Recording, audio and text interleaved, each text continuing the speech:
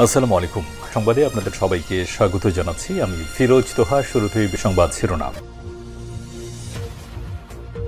জানিয়ে দেব এই মুহূর্তে হাতে পাওয়া সর্বশেষ গুরুত্বপূর্ণ আপডেট বাংলা সংবাদ। শুরুতেই থাকছে সাবেক অর্থমন্ত্রী কিবরিয়া হত্যা মামলায় বাবরের জামিন। সাবেক অর্থমন্ত্রী শাহ এস এম কিবরিয়া হত্যা মামলায় সাবেক স্বরাষ্ট্র প্রতিমন্ত্রী লুৎফুজ্জামান বাবরের জামিন দিয়েছেন আদালত।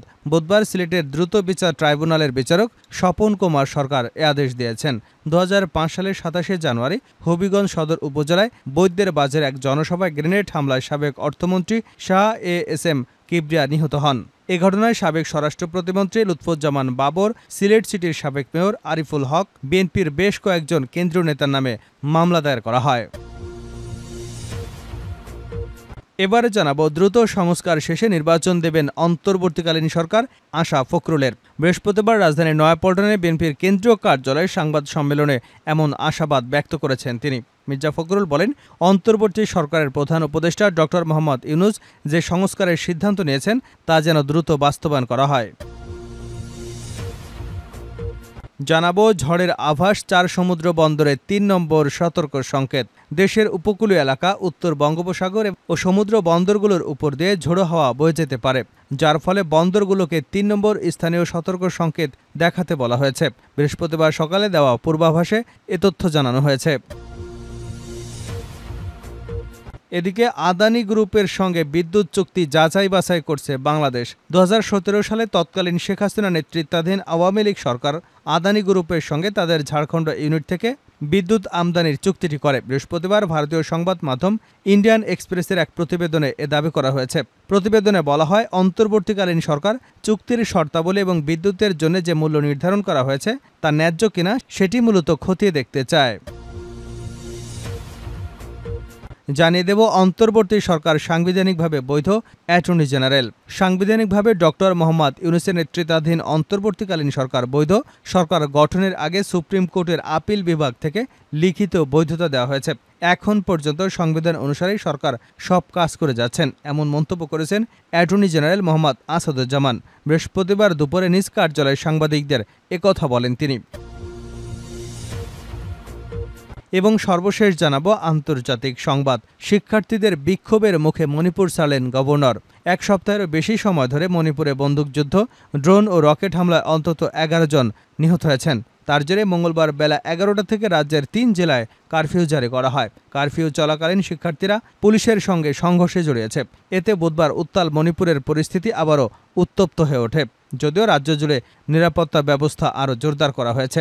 গোটা রাজ্যের ইন্টারনেট পরিষেবাও বন্ধ করে দিয়েছে সরকার। তাই পুরো বিশ্ব থেকেই কার্যত বিচ্ছিন্ন হয়ে গেছে মণিপুর। গতকাল কারফিউর মধ্যে বিক্ষোভ মিছিল নিয়ে শিক্ষার্থীরা গভর্নরের বাসভবন অভিমুখে যাবার চেষ্টা করলে পুলিশের সঙ্গে দফায় দফায় সংঘর্ষ হয়।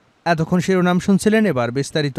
প্রিয় দর্শক, আপনি যদি এই চ্যানেলে নতুন হয়ে থাকেন, ভিডিওটি দেখতে দেখতে চ্যানেলটি সাবস্ক্রাইব করে আমাদের সঙ্গে থাকুন। আর এই ভিডিও সম্পর্কে আপনি আপনার মূল্যবান মতামতটি কমেন্ট বক্সে জানিয়ে দিন। আর হ্যাঁ প্রিয় দর্শক, জানিয়ে দিন ভিডিওটি কোথা থেকে দেখছেন। সাবেক অর্থমন্ত্রী কিবরিয়া হত্যা মামলায় বাবরের জামিন। সাবেক অর্থমন্ত্রী শাহ এম এস কিবরিয়া হত্যা মামলায় সাবেক স্বরাষ্ট্রমন্ত্রী লুৎফুজ্জামান বাবরের জামিন দিয়েছেন আদালত। বুধবার সিলেটে দ্রুত বিচার ট্রাইব্যুনালের বিচারক স্বপন কুমার সরকার এ আদেশ দিয়েছেন। ২০০৫ সালের ২৭শে জানুয়ারি হবিগঞ্জ সদর উপজেলায় বৈদ্যের বাজারে এক জনসভায় গ্রেনেড হামলায় সাবেক অর্থমন্ত্রী শাহ এস এম কিবরিয়া নিহত হন। এ ঘটনায় সাবেক স্বরাষ্ট্র প্রতিমন্ত্রী লুৎফুজ্জামান বাবর, সিলেট সিটির সাবেক মেয়র আরিফুল হক চৌধুরী সহ বিএনপির বেশ কয়েকজন কেন্দ্রীয় নেতার নামে মামলা করা হয়।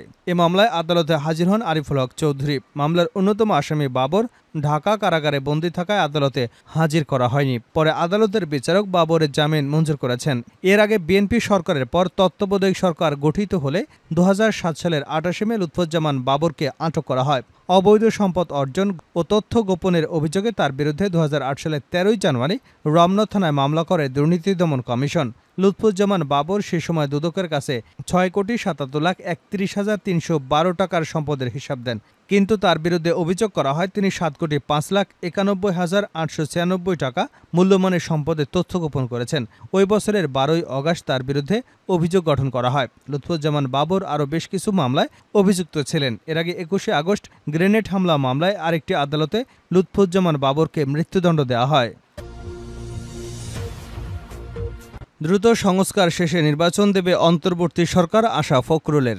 রাষ্ট্র সংস্কারের কাজ অতি দ্রুত শেষ করে ডক্টর মোহাম্মদ ইউনূসের নেতৃত্বাধীন অন্তর্বর্তী সরকার নির্বাচন দেবে বলে আশাবাদ ব্যক্ত করেছেন বিএনপির মহাসচিব মির্জা ফখরুল ইসলাম আলমগীর। বৃহস্পতিবার রাজধানীর নয়াপল্টনে বিএনপির কেন্দ্রীয় কার্যালয়ে সাংবাদিক সম্মেলনে এ আশাবাদ ব্যক্ত করেন তিনি। মির্জা ফখরুল বলেন, অন্তর্বর্তী সরকারের প্রধান উপদেষ্টা ডক্টর মোহাম্মদ ইউনূস যে সংস্কারের সিদ্ধান্ত নিয়েছেন তা যেন দ্রুত বাস্তবায়ন করা হয়। তিনি বলেন, জনগণের শাসন প্রতিষ্ঠার জন্য দ্রুততম সময়ের মধ্যে জনগণের নির্বাচিত প্রতিনিধিদের কাছে ক্ষমতা হস্তান্তরের জন্য পদক্ষেপ নিতে হবে।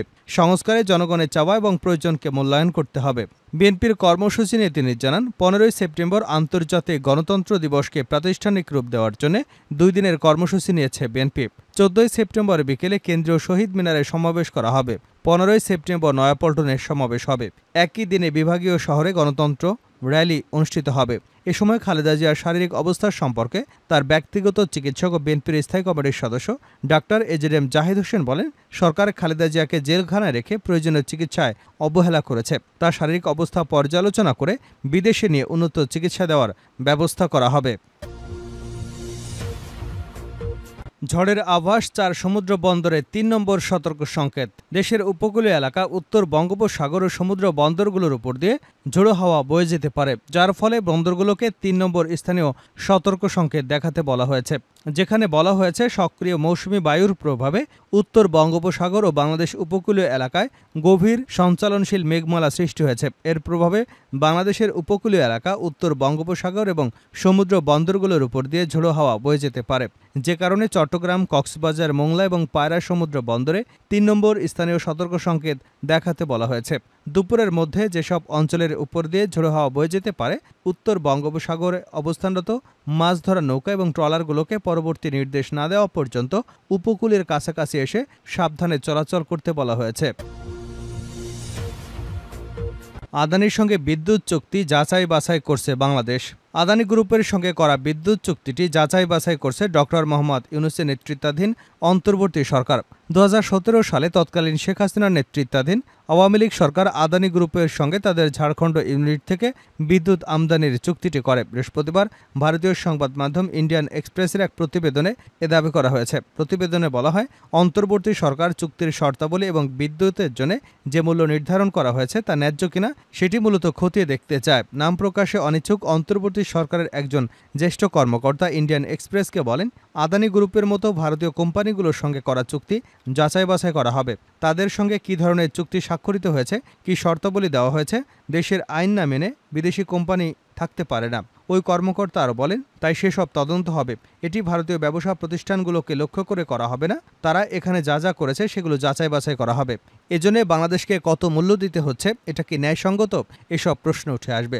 2017 সালের নভেম্বরে আদানি পাওয়ার লিমিটেডের ঝাড়খণ্ড ইউনিটের সঙ্গে বাংলাদেশের বিদ্যুৎ উন্নয়ন বোর্ডের 25 বছরের জন্য 1496 মেগাওয়াট বিদ্যুৎ ক্রয় চুক্তি স্বাক্ষরিত হয়। এর আওতায় এজেপিএল এর গোড্ডা প্ল্যান্ট থেকে উৎপাদিত শতভাগ বিদ্যুৎ কিনে নেবে বাংলাদেশ। সম্পূর্ণ আমদানি করা কয়লা পরিচালিত এই ইউনিটকে 2019 সালের মার্চে ভারত সরকার বিশেষ অর্থনৈতিক অঞ্চল হিসেবে ঘোষণা করে।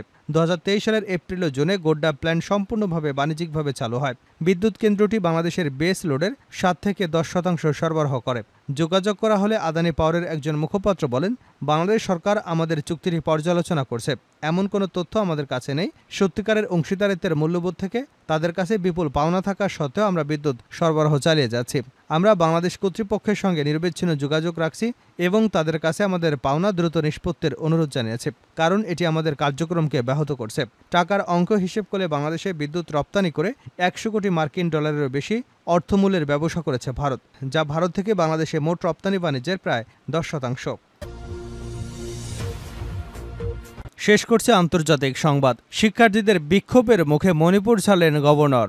1 সপ্তাহেরও বেশি সময় ধরে মণিপুরে বন্দুকযুদ্ধ, ড্রোন ও রকেট হামলায় অন্তত 11 জন নিহত হয়। এর জেরে মঙ্গলবার বেলা 11টা থেকে রাজ্যের 3 জেলায় কারফিউ জারি করা হয়। কারফিউ চলাকালীন শিক্ষার্থী এবং পুলিশের মধ্যে সংঘর্ষ হয়েছে। এতে বুধবার উত্তাল মণিপুরের পরিস্থিতি আরও উত্তপ্ত হয়ে ওঠে। যদিও রাজ্য জুড়ে নিরাপত্তা ব্যবস্থা জোরদার করা হয়েছে। এছাড়া 15ই সেপ্টেম্বর পর্যন্ত গোটা রাজ্যের ইন্টারনেট পরিষেবাও বন্ধ করে দিয়েছে সরকার। তাই পুরো বিশ্ব থেকে এখন কার্যত বিচ্ছিন্ন হয়ে গেছে মণিপুর। গতকাল কারফিউর মধ্যে বিক্ষোভ মিছিল নিয়ে শিক্ষার্থীরা গভর্নরের বাসভবন অভিমুখে যাবার চেষ্টা করলে পুলিশের সঙ্গে সংঘর্ষ হয়। এতে 50 শিক্ষার্থী আহত হয়েছেন বলে খবর পাওয়া গেছে। টাইমস অফ ইন্ডিয়া বলছে, শিক্ষার্থী এবং নিরাপত্তা বাহিনীর মধ্যে সংঘর্ষের পর মণিপুরের গভর্নর লক্ষণ প্রসাদ আচার্য বুধবার ইম্ফল থেকে গুয়াহাটি চলে যান। তিনি সকাল 10টায় ইম্ফল ছেড়ে চলে যান। লক্ষণ প্রসাদ আসামের গভর্নর হলেও অতিরিক্ত হিসেবে মণিপুরের দায়িত্বও পালন করেন তিনি। চলমান পরিস্থিতির জেরে মণিপুর বিশ্ববিদ্যালয় পরবর্তী নির্দেশনা না দেওয়া পর্যন্ত সমস্ত স্নাতকোত্তর এবং স্নাতক পরীক্ষা স্থগিত করা হয়েছে। মণিপুরের আইনশৃঙ্খলা পরিস্থিতি সামাল দিতে ব্যর্থতার জন্য ডিজিপি এবং রাজ্য সরকারের নিরাপত্তা উপদেষ্টার অপসারণের দাবি জানিয়েছেন আন্দোলনকারীরা। তবে রাজভবনের কাছে সংঘর্ষে কয়েক ঘণ্টা পর গভর্নর মঙ্গলবার রাতে 11 জন ছাত্র প্রতিনিধির সঙ্গে সাক্ষাৎ করেছেন। পুলিশ জানিয়েছে, ইম্ফলে বুধবার নতুন করে কোনো বিক্ষোভ বা সহিংসতার খবর পাওয়া যায়নি। তবে রাজ্যটিতে কারফিউ জারি করার পাশাপাশি 5 দিনের জন্য ইন্টারনেট পরিষেবা বন্ধ রাখা হয়েছে।